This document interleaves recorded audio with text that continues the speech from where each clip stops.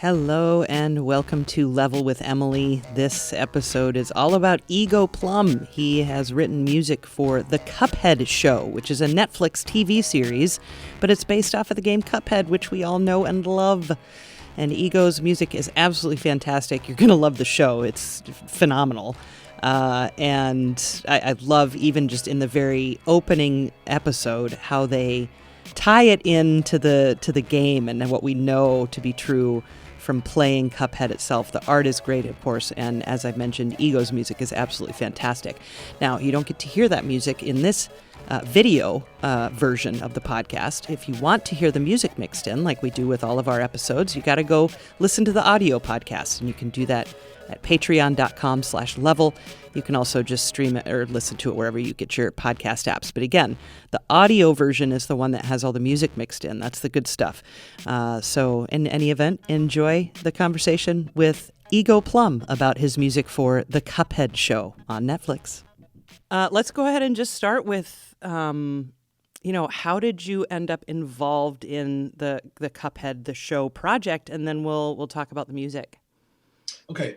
Showrunner Dave Wasson, I met him many years ago on the first cartoon I ever worked on, something called Making Fiends at Nickelodeon. Mm-hmm. Okay, so he was helping direct that stuff, and we were introduced there. We stayed friends all this time, and when he started working on the Cuphead show, he called me and he said, "Hey, the show's coming up. We sort of have to audition people. I have these funny lyrics. Do you want to try writing a song?" So he had the initial ideas for the Devil's Song, which is on the first episode. And that's the first thing I wrote. Okay. The way you hear it in the episode is pretty much what I wrote. It got a little more fleshed out eventually. Now we have horns on it and all this stuff, but the demo was just me on piano, drums and bass. And that was essentially my audition. That circulated at Netflix and with the whole production. And I thankfully passed the test with that one piece of music, and the rest is history. It was that was 4 years ago. I mean, I can't believe it's been that long. Yeah, I mean, the game was such an immediate success, and I mean, the score was great. Of course, Chris Madigan is the one who did the video game score, and he did an absolutely phenomenal job.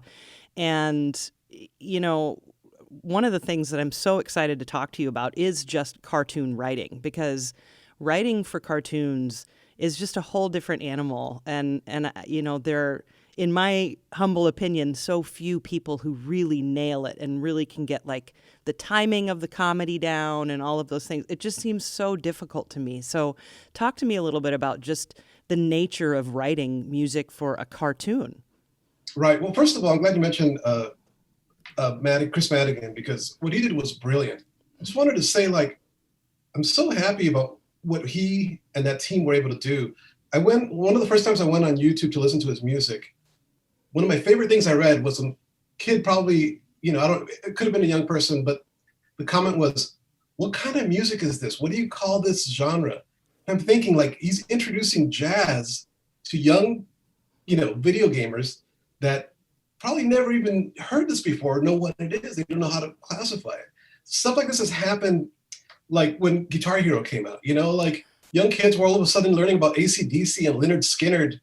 Parents are walking in and what are you doing listening to Sweet Home Alabama? It's ridiculous, right? So he essentially did the same thing with this 1930s style jazz. The influence of Duke Ellington and Cab Calloway, all that stuff was in his music. And I'm just forever grateful for what he did there. So now, fast forward to the Cuphead show. I'm sort of trying to create something in parallel to what he's done. Scoring for cartoons is, you're right, it is a very special animal. And it's something that I feel like I was always geared towards and always wanted to do. As a young kid, Looney Tunes, I was just obsessed with Carl Stallings music. I would listen to soundtracks to Looney Tunes while I did my homework. Without the show, it's just sort of the stop and go frenetic, spazzy sort of up and down, slow and fast music that just was like a rubber band doing all these things. And through that, I was exposed to classical music, to the music of Raymond Scott. That was my exposure to so much music, the Looney Tunes, right? And then a little later, Pee-wee's Playhouse, for example, that's another show that I heard music and I was like, this is just surreal and absurd, and it's doing all these funny things. And I felt so at home as a musician, a young musician. I wanted to do stuff that was silly, absurd, surreal, and animation, and especially a show like Cuphead is just a perfect home for that kind of, that kind of music that just does anything it wants to. I could stop on a dime and start again in a whole other genre. Yeah, one of the other things that I really love about cartoon music in particular is this seeming tradition of kind of like quoting like maybe really famous classical tunes or really famous jazz or maybe pop tunes or something like that. So talk to me about that whole, I guess, aspect to the composition, and also, how you decide when you want to do that. For the most part, I wrote all original music for the Cuphead show, except for when I would quote Chris Madigan. Every now and again, I would sort of take a little phrase of his, I'd sort of come in and then come out of it. Sometimes I would use his music as a jumping off point. So like you'd hear the first, say, 20, 30 seconds of his Botanic Panic theme. And then I would almost like write a whole new thing that followed that. Like I said, it was a whole new piece of music. So, it may seem irreverent to some, but for me, it was just like having fun, like treating the music as putty, And that's the same thing Carl Stalling did as musical director for the Looney Tunes. He would take, these classical pieces or Raymond Scott pieces and just sort of bend them and twist them into all these new forms. And, I hope Chris likes it. We've talked on the phone and he's a really great guy, but I'm of course nervous because there's a lot to live up to here. Chris did fantastic work, and now I have to sort of at least reach that level. It's intimidating. Yeah, and I mean, I can only imagine. And Right. Again, I was fortunate enough to get to see some episodes, and it's just so fun. I mean, your music is absolutely fantastic in the episodes, and Thank you. yeah, the way, cartoon music in particular is just almost omnipresent. It's just always there and kind of sneaks and in back and forth from the foreground to the background, which I really love about it too. Right. Yeah, and also one of the things that's really fun about the show is these opportunities for these little bitty songs that you have here and there. You mentioned kind of this Cab Calloway-esque for the devil and things like that, but but there are other songs too, like the Ghosts in episode 6 sing a little song, for instance. Right, So talk to me about writing those little sections. It's interesting. Like the devil song is interesting to me because, of course, Cab Calloway may be one of the first things that come to mind, but again, I'm sort of like twice removed from my influences. Like Danny Elfman's version of Cab Calloway is more an inspiration to me than Cab Calloway. The way he would do Oogie Boogie, or something he did in his first film called The Forbidden Zone, where he performed as the devil and did a similar type song. What was I saying? Oh yeah, I'm sorry. The songs were so much fun to do. A lot of the times, the showrunner, Dave Wasson or Cosmo, would have these ideas for songs. Sometimes they'd have lyrics. Dave would have like, here's a sort of like a structure of line, verse, something that could be a chorus. He would give it to me and I would, massage it into a working song. Sometimes you got to change words so that it fits sort of a rhyme scheme, cut off a little thing here or there. But I mean, that's a little, maybe I'm getting a little too technical, but the songs were so much fun and they're usually short in the episodes. In some cases, we wrote longer pieces of music that ended up, we only used like 60 seconds of it rather than this longer thing. I mean, I almost wanted to write these full songs that, maybe one day they'll see the light of day somewhere. We could convince Netflix to do it. I'm sure they want to. I don't even know I should be talking about that. Can I? Maybe. Why not? But yeah, I mean, I would love to see this music come out at some point too. Oh, God, for sure. The other thing that's really just a delight is all the chase scenes, right? It's cartoons, so Cuphead and Mugman, what's his Mugman, name? yeah. Yeah, what? They're always beating Mugman, each other yeah. up and getting chased and whatever. And those kinds of scenes they seem like they would be really fun to score as well. And all the comedic timing when they bang into something and you have to do a stinger or something like that. So it Yeah, seems like yeah. there would have to be such precise writing on your part too, Absolutely. Yeah. That is by far the most challenging thing I do on the Cuphead show. Writing these chase scenes, these fights, those sequences that are usually in a sort of a big band jazz style, but they gotta also hit particular moments. They'll tell me, okay, well, I try to write something that feels like a traditional piece of big band music, but then they will say, well, now it's got to get spooky right here, and it's got to slow down, and now they're going up the stairs, so make all the music go up, and now make it sound like it's falling, and now it gets sad. All of a sudden, we lose whatever was our traditional jazz thing, and it becomes this insane, new. I mean, it's really wild because you try to be reverent to this music, but the truth is, the only thing that matters is the storytelling and hitting those beats and capturing the emotion and just selling what is on that screen. Yeah. So I can't stay true to jazz. Frankly, even if I wanted to, I couldn't. I'm not like a schooled musician. I didn't go to music school. I don't know how to read music, frankly. But I'm a fan of this type of music, and the way I've studied jazz is by just having a drink and enjoying it on a record. It's like it goes in and then it comes out through my own filter. And it wouldn't, I don't think traditional jazz people would maybe appreciate what I do. I don't know, but I am in the service of storytelling, ultimately, not preserving the integrity of 1930s jazz. Yeah, I mean, I did morning radio on a jazz station for many years, and it's fine with me. So, and I am trained, and I liked it. Good. Thank you. Yeah, no, I mean, as someone literally who, I can't remember a time not reading music. I'm always so fascinated, and I just want to know what you hear. I'm so fascinated by that, and I have so much respect for that too, just because art is art, and I just would love to just swap brains just for a minute to listen right. how you listen, and because oftentimes I visualize things. I visualize the music in my head, which, not to say that you don't, but I do it with notes, right, with a staff and stuff. So yeah. Yeah, it's almost like how does a blind person dream? Like, what are those images? Like, I mean, music is just, ultimately for me, it's just, sound particles, right? So like in my head, it doesn't even make sense for it to exist on paper. Like it just these things flowing through the air. I not to say, listen, I wish I knew how to read and write. It would make my life so much easier. I have people that.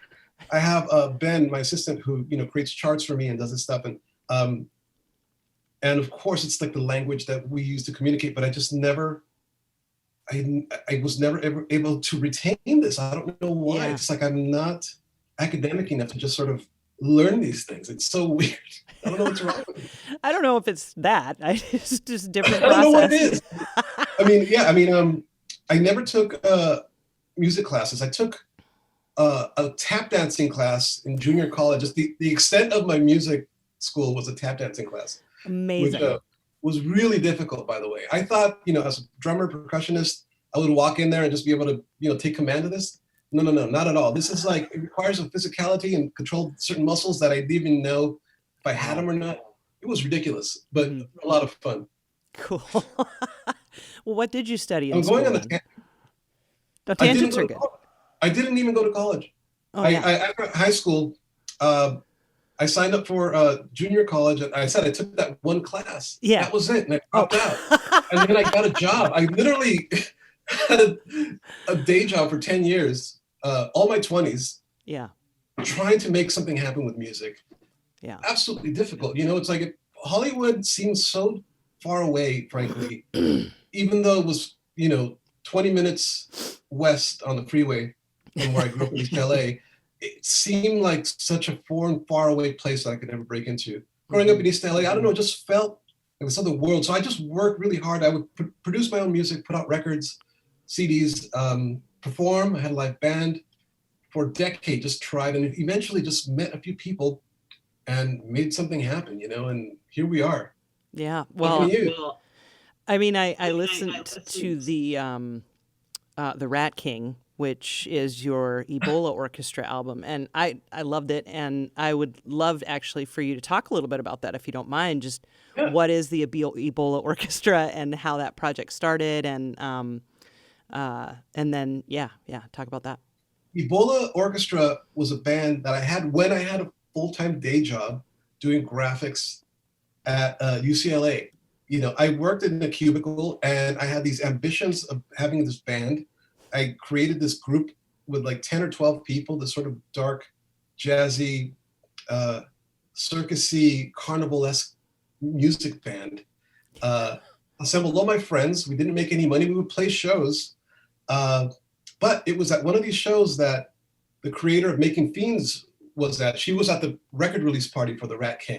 Oh, wow. And after that, she goes, hey, I got this show coming up at Nickelodeon. Do you want to work on it? So it was not a waste of time. Even though it didn't make any money, the very fact that I sort of was pursuing music in some form allowed me to find the next opportunity. Like, I really feel that way. Like, all of that was necessary for me to get to where I am now. Mm-hmm. It was just a lot of fun. It was fun. It's always fun to play with friends. Live music is so rewarding. You don't make any money at it. It would cost me money to do shows, but there's nothing like it. Even if it's just 10 people in the audience, it's just the greatest feeling to perform.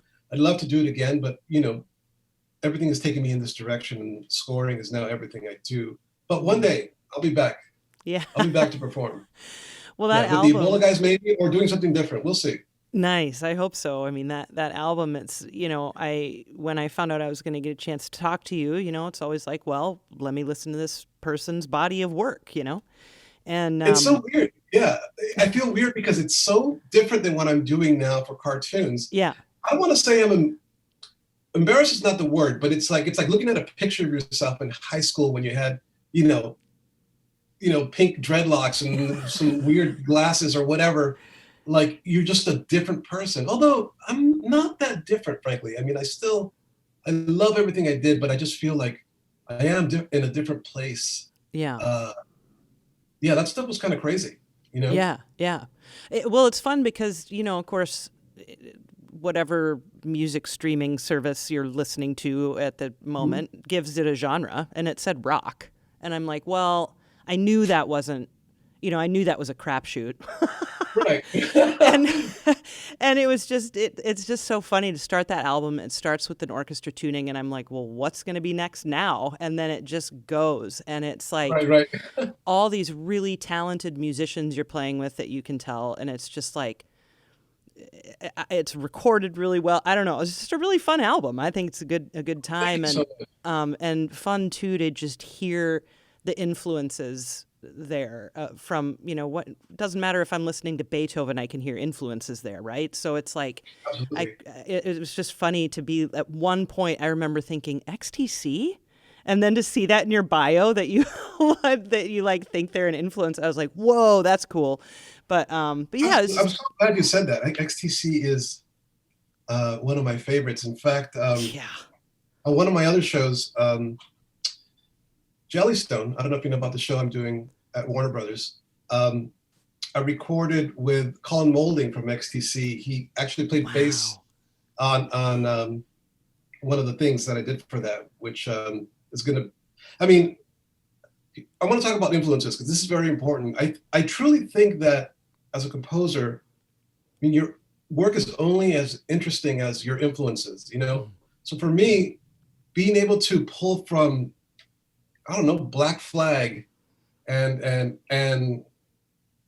XTC, and then, Raymond Scott or Duke Ellington, like there's elements, like I consider what I do for Cuphead more like a punk jazz in a way, because I try to harness the energy of like when I was listening to Black Flag's first album actually this week, thinking, musically, it's not melodic, but there's this energy and power that that is unmatched, that, it moves you to action. Punk rock, more than any other kind of music, actually makes me want to punch someone in the face or get punched in the face or dance,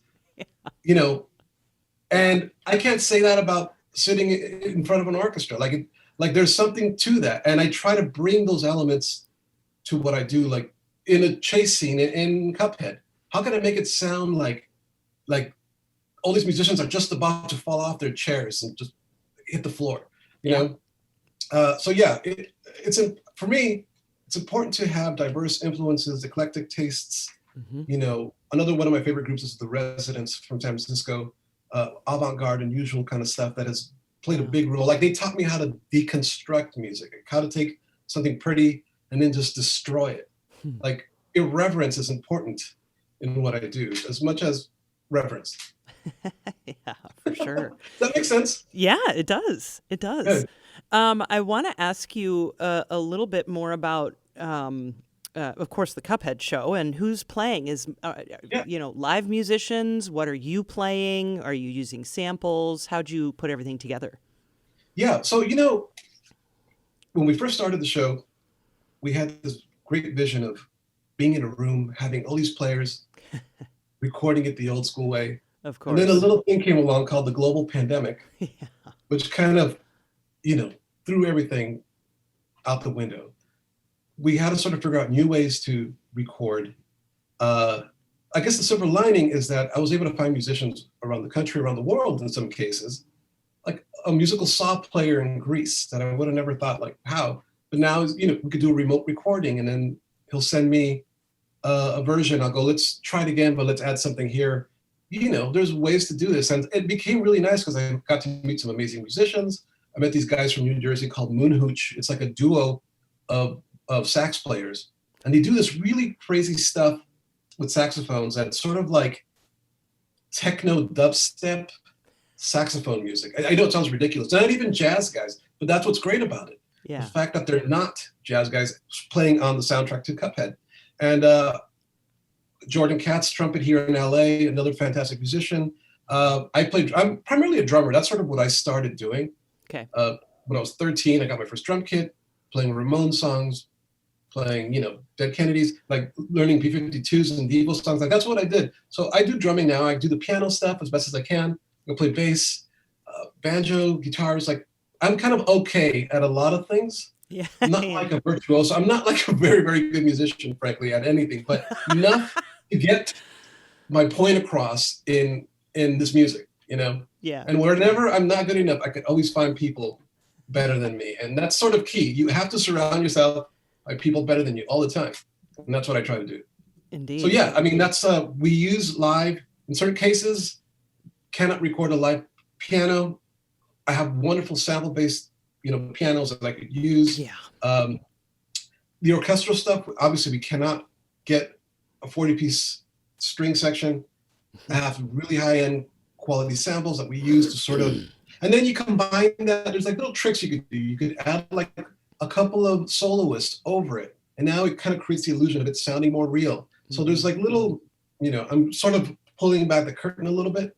It's just sort of like, the magic secrets. But this is what we do. Obviously, like this is how you do this when you cannot afford to have a whole room full of musicians. We have to do it we have to find other ways to do this.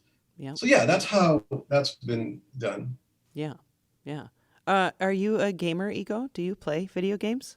I love games, and I do not have time to play games, but I really want to. Like I bought a Switch during the pandemic, and I got obsessed with this Animal Crossing. Yes. But I have a it's so fun. But no, I wish I could be the kind of person that could sit there and just get lost in a game. Games do feel like the final art form in a lot of ways, and I just want to be there one day where I could just sit out, let the hours go by. I get so preoccupied. I start playing a game, then I think, oh my God, I haven't written that thing for the next episode that's due on Thursday. Yeah. And then it's over. Then it's like, I'm already out of it. Yeah. I need to like learn how to meditate or something. Yeah. I need to be more in the moment with these things. Like gaming requires just being lost in that moment, you know? Yeah. I mean, I think it's just that's what gamers choose is that's their escape, you know? So I think everybody has their version of that. And you said something a little earlier in our conversation. I can't remember exactly how you worded it, but it was you alluding to, you know, finding unusual projects or liking to work with things that are maybe less traditional. And I'm curious, what do you think draws you to that? Or what is it about that, you know, I guess inspires you?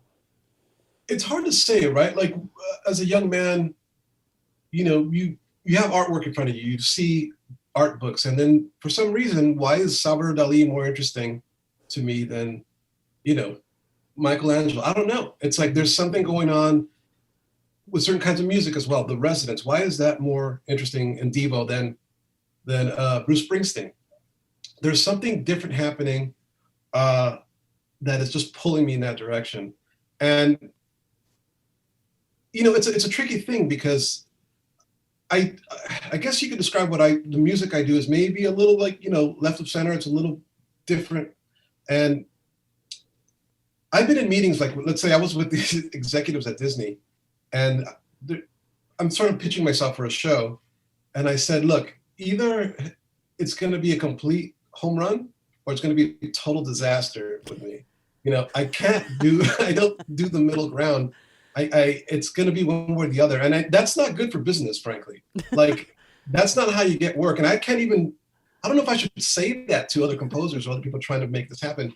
Like, but it's worked for me. Thankfully, I've been able to find jobs that want me for my sound. Yeah. And that's like a total blessing. That's like really rare in this business, I think. Getting hired because you do something that's just a little different than everybody else. But, you know, I heard other people do it. I heard Mark Mothersbaugh do it. I heard Danny Elfman do it. Mm-hmm. He came in with a sound. They came in with a sound that was just completely unique. And it just worked. It just somehow made sense with American comedies or sci-fi or horror, whatever it was. Mm-hmm. It was perfect. And that's sort of the path I'm trying to follow, you know? Yeah. Well, I mean, you definitely have a sound, which is nice. And I think that's exactly where you want to be, right? Is where people are. I appreciate you saying that. Yeah. We always feel like, you know, there's always that imposter syndrome thing where it's like, I always wonder if I sound like me or if I just sound like I'm imitating all the things I love. And I'll tell people like, no, this is me copying so-and-so. They're like, no, this sounds like totally like you. But in my mind, I'm just hearing, you kind of like, one of my gifts is that I have like a nice library in my head of the things I've heard. Like I could sort of pull from different influences. Like I remember this Beatles song had 2 tambourines, not just one, but double tambourine tracks. I don't know why. Wow. I'm going to try that, left and right stereo tambourines. All right, or just some other random thing. This band, the Suburban Lawns, like they had this weird vocal thing that Stu Tisha would do. And it's like, I want a little bit of that too, or whatever. You know, it's like, I don't even remember what the question was anymore. What did you ask me?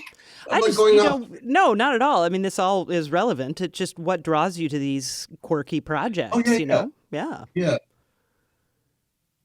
A keen ear for the quirk, it sounds like. Right. Yeah, I want to be part of shows that are doing special things that are just truly unique. And I've been very lucky to work with great people. You know, Carl Greenblatt, who I did Harvey Beaks with, and Jellystone has been another amazing collaborator. And Amy Winfrey, who did Making Fiends, I'm very lucky to have worked with her. That was really, like, right off the gate, I worked on a weird show, like one of the weirdest ones. Making Fiends? Yeah. It was a short-lived show, but it was just wonderful and odd.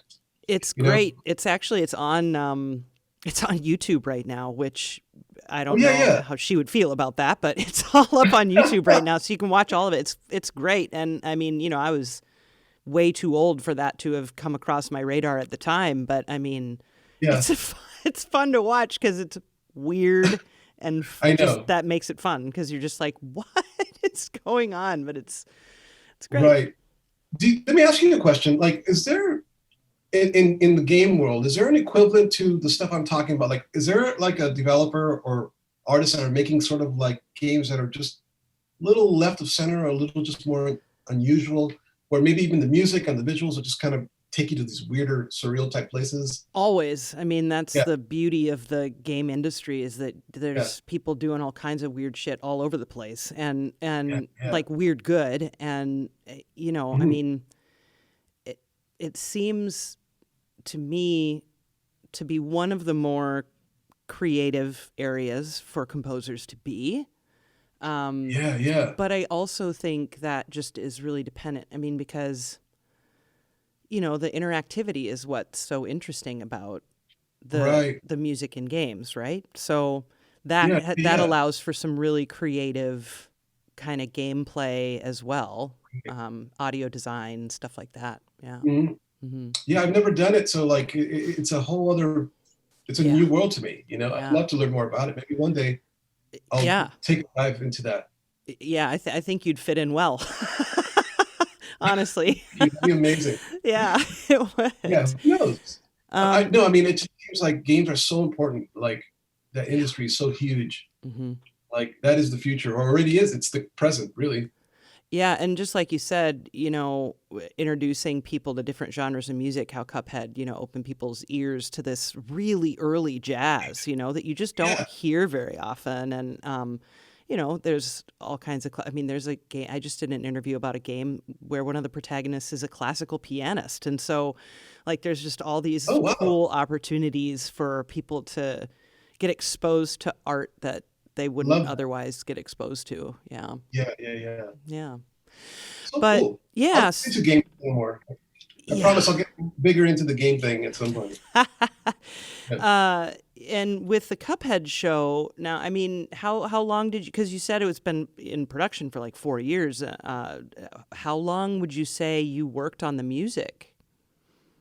I mean, I'm still working on it today. You know, Yeah.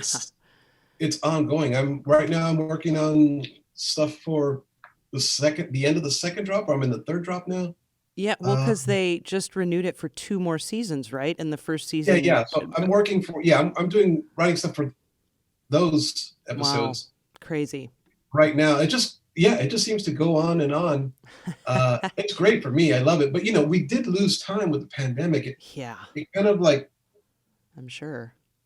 it slowed down and then it sort of slowly got back up again because the studio had to figure out how to work with the entire team like from home for the first time. Mm-hmm. Uh, Everything started at Netflix. The whole team was there, you know, in writing rooms and stuff on the walls, and Yeah, then next thing you know, like a week later, it's all gone. yeah.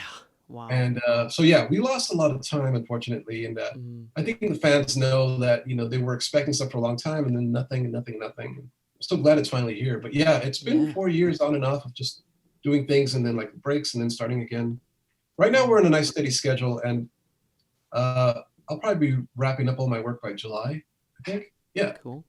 but it's every time there's a new episode, it's always some new challenge, some new way to approach a scene, some new ideas that we're trying to explore. Mm-hmm. It's always fun and exciting. It's always hard too.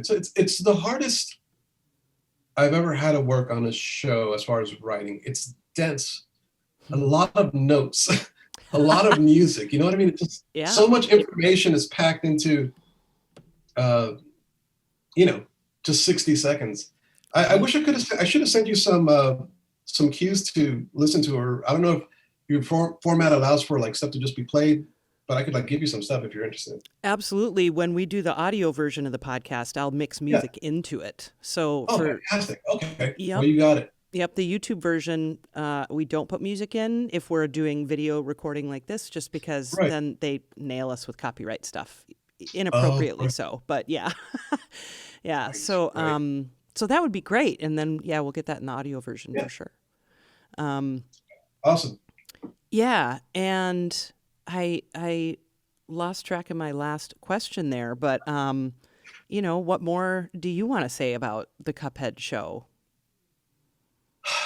February 18th. I mean, I want everyone to watch it and enjoy it. Yep. I mean, so proud, honestly. It's just I feel like all roads have led me to this show.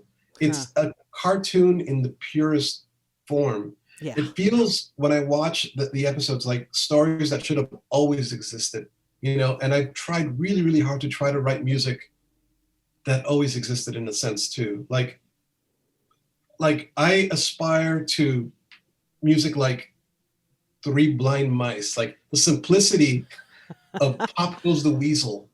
Yeah. Imagine trying to write something as timeless as Pop Goes the Weasel. That melody is unmatched. Right? But nobody ever aims for Pop Goes the Weasel, but that's what I'm shooting for, And I'll never reach it, but even if I sort of land right here, at least I might have something, kind of cool. Yeah. So that's what I'm going for, sort of timeless melodies.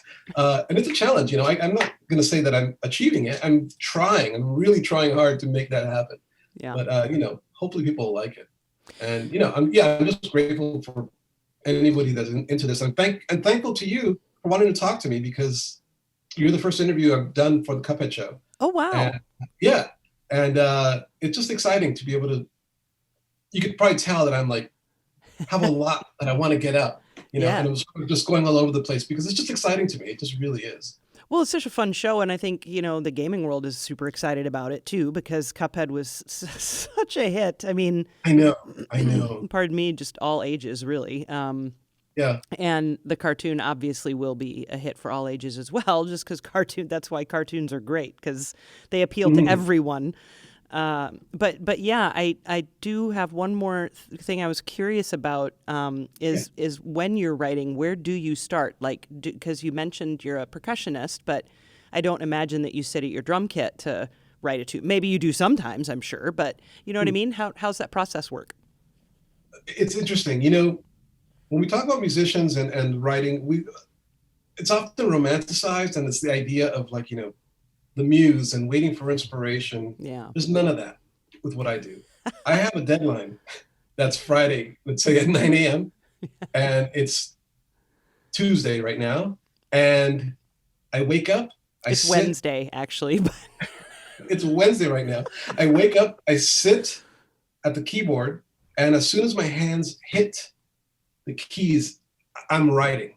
Wow. There's just no wait. There's no writer's block. I can't afford writer's block. I'll get fired if writer's block happens. That's not a real thing. Yeah. I have to just compose. It's going to come out one way or another. I have no choice. So it's, I don't want to say I'm like a organ grinder monkey, but in some ways it does feel that way. And I think I read Danny Elfman say that once about how he feels about writing. But not to say I don't love what I do. I love every second of being able to do this work. But again, it's not mystical. It's actual work. I sit there and I just compose. I can't explain. I'm at the point, and this is in no way like even bragging about anything. It's just as simple as it is for me to say words. I could make melodies just appear. It just I do it every day. I've worked on a lot of shows now, and it's like I just don't have a choice. It's just I think in melodies as much as I do in words. It's kind of like we're talking about dreams. Mm-hmm. You know what happened to me for the first. This is really bizarre. Last week, for 2 days in a row, I dreamt in Cuphead, like I had an animated dream. 2 days in a row, I was in the world. It wasn't a real. I don't mean like I'm watching it. I'm talking. The dream was animated, and I was in that world, inhabiting Inkwell Isles, or whatever. It's like that's how deep I am in this mess right now with Cuphead. Yeah. It's really, really weird. Does that make sense? What I'm describing about the process? Like, oh yeah, yeah, absolutely. I mean, and I mean, I've talked to composers now for a long time, and there I do know a handful of people who are, as you describe yourself, that can just come up with melodies with ease, and that's just so not the norm. I think a lot of people do struggle with it, and so that's definitely a very special gift. And again, that doesn't mean it's good. I mean, just saying it just that's how it works. Yeah. Yeah, no, that's You amazing. try, and hopefully it's something good. And if it's not, you keep massaging it until it becomes something better and more interesting. Mm-hmm. And at a certain point, you hear it, you're like, oh, okay, that kind of works. But the point is, it's like taking a pencil and a pad, just start drawing, just start scribbling. Like you'll see some image there, and then maybe take an eraser, and now you'll start correcting this corner here. Now you have a shape of an animal or a thing. You know, it's like that's as simple as that. Just pen to paper and movement. Yeah. That's what I do with music. It's just hands on a guitar, hands on a keyboard. Just make a sound, any sound. Yep. And then start molding it, you know? Yeah. I've never tried to describe that before, but I don't know if I'm doing a good job, but I hope it makes some sense. It does. It makes sense. Okay. So pretty much all Cuphead all the time for you over the next few months. Right now. Yeah. Yeah, for sure. For sure. Mm-hmm. Yeah. Okay. Well. Wow. Yeah, it's a lot, but boy, it's so much fun, and it's been a shit ton of work. It really has been hard. Yeah. But I think people are going to like it. Everyone's worked their butts off on the show. Yeah. It's exciting. I just can't wait for everyone to see it. Likewise, it's been a delight to see the snippets I saw and to hear your music. And thank you so much. I'm already excited for the next seasons. Yeah, good. Cool. But thank you so much, Ego. Is there anything else you want to say before we say goodbye? Thank you. Thank you for your time and taking the time to talk to me. That means a lot. I hope your fans enjoy this. And yeah, please check out the Cuphead show, February 18th. Awesome. Let's get into it. Cool.